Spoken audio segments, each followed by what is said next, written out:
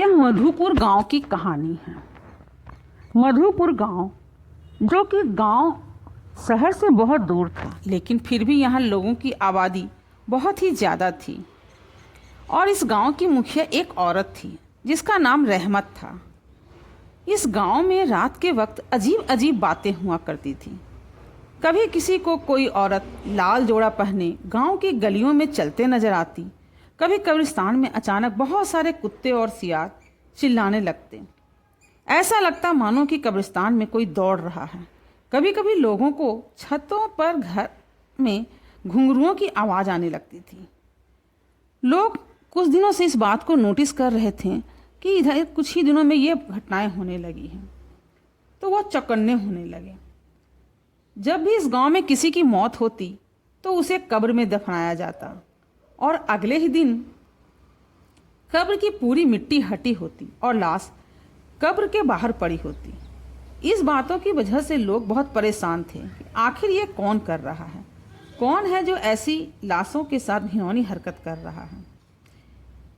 अब 23 जनवरी की बात है। गांव के ही एक बूढ़े आदमी की मौत हो गई।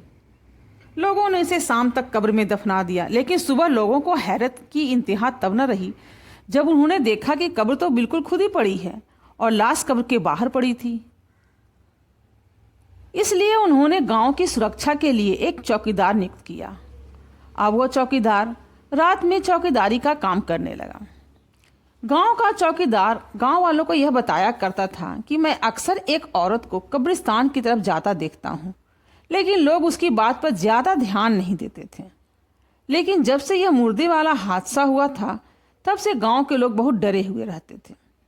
गांव में यह बातें मशहूर थीं कि कब्रिस्तान में एक चुड़ैल रहती है जो कि मुर्दों को निकाल कर खा जाती है, और जो भी उस कब्रिस्तान की तरफ जाता है उसे जान से वो मार दिया करती है। रात के कुछ 2 बजे का समय था। सारा गांव सो रहा था। गांव का चौकीदार डंडा लेकर गांव की निगरानी कर रहा था।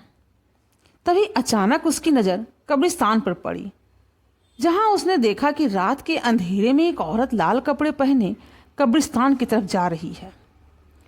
जैसे ही उसकी नज़र उस पर पड़ी, उसने सोचा कि इतनी रात में भला कौन कब्रिस्तान की तरफ जाएगा। चौकीदार उस औरत के पीछे पीछे गया, लेकिन वो औरत पता नहीं कहाँ रात के अंधेरे में गायब हो गई। आखिर 3 दिनों के बाद अचानक गांव के एक नौजवान के लड़के की हार्ट अटैक से मौत हो गई। लोगों ने उसे नहला धुलाकर कब्र में दफन कर दिया। रात के 2 बजे का वक्त था। चौकीदार ने आज भी फिर से उसी औरत को कब्रिस्तान की तरफ जाता देखा। उसने सोचा, आज मैं इस औरत को हर हाल में पकड़ कर रहूँगा और सच्चाई जानूंगा कि आखिर इतनी रात को वह उधर क्या करने जाती है। अब चौकीदार उस औरत के पीछे गया और एक पेड़ के पीछे छुपकर उस औरत की हरकतों को देखने लगा। उस औरत ने लाल कपड़े पहन रखे थे और उसके हाथ में एक चाकू था। उसने धीरे धीरे कब्रिस्तान की तरफ जाते हुए पीछे देखते जा रही थी। चौकीदार ने देखा कि वह औरत उसी नौजवान लड़के की कब्र के पास गई और उसकी कब्र को खोदना शुरू कर दिया। और थोड़ी ही देर के बाद उस औरत ने कब्र से उस लड़के की लाश निकाली और उसका खून बैठकर चूसने लगी। चौकीदार यह सब देखकर बहुत ही डर गया और वहाँ से भागने लगा, लेकिन उसी वक्त उसकी चीखें निकल पड़ी जब उसने पीछे मुड़कर देखा कि वही खूनी औरत उसके पीछे खड़ी है।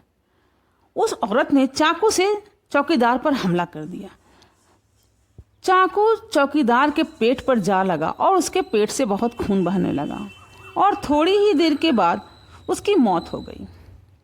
सुबह जब कुछ लोगों का गुजरना उधर कब्रिस्तान की तरफ से हुआ, तो उन्होंने देखा कि नौजवान की कब्र खुद ही पड़ी है और लाश बाहर पड़ी है, और लाश के समय भी उस चौकीदार की भी लाश पड़ी है। अब पूरे गांव में यह खबर बहुत तेजी से फैल गई। सारे गांव वाले कब्रिस्तान में जमा हो गए और कुछ लोगों ने यहाँ तक कहना शुरू कर दिया कि वह चौकीदार ही है जो मुर्दों को कब्र से निकाल कर उसका खून पिया करता था। उसको खुद अपने किए की सजा मिल गई। लेकिन लोगों को इस बात से बड़ी हैरानी हो रही थी कि चौकीदार की फिर मौत कैसे हुई। अगर वह लाश का खून पीता था तो फिर उसकी मौत किसने की। जो लोग चौकीदार के अच्छे दोस्त थे वह जानते थे कि चौकीदार एक बड़ा अच्छा आदमी था, वह ऐसा कभी नहीं कर सकता था। उन्होंने गांव वालों से कहा कि चपरासी ऐसा कभी नहीं कर सकता। हम लोग इस मामले को अच्छी से तहकीकात करेंगे, जरूर इसके पीछे किसी और का हाथ है और उसी ने इस मासूम का भी कत्ल किया है। आखिर फिर से 3 महीने के बाद गांव में ही एक बूढ़ी औरत की मौत हो गई। लोगों ने उसे कब्र में दफना दिया।